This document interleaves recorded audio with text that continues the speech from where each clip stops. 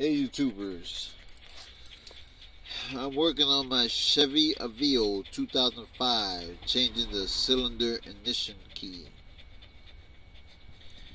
My old one had a problem. The key kept on jamming up on the ignition. I couldn't get it even unlocked. So I decided to buy another cylinder head. I think it cost me $25. Well, I'm just going to show you how to remove it. I'm going to install it. Then I'm going to remove it. It's already on. So basically there's a pin in here. I'll show you when I take it off.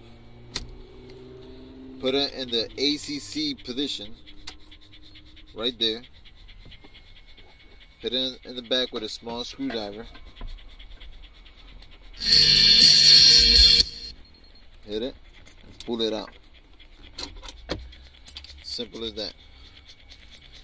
So basically, when you have the cylinder key in the lock position, this pin doesn't go in. But when you put the key in there and you put in the ignition position, wrong key. Put in the ignition position, then I can hit the buttons further in. See? That's basically how you take it out. There's a little hole behind the housing. Put that in the ignition position, and then this button go further in.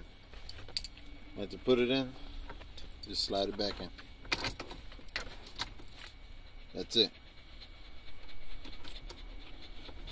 Alright, I'll go one more time. Key.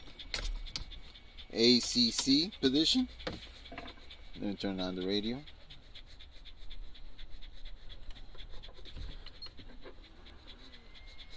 Let me turn down the radio 1 second. Alright. Hit the button in the back through the peephole. That's it.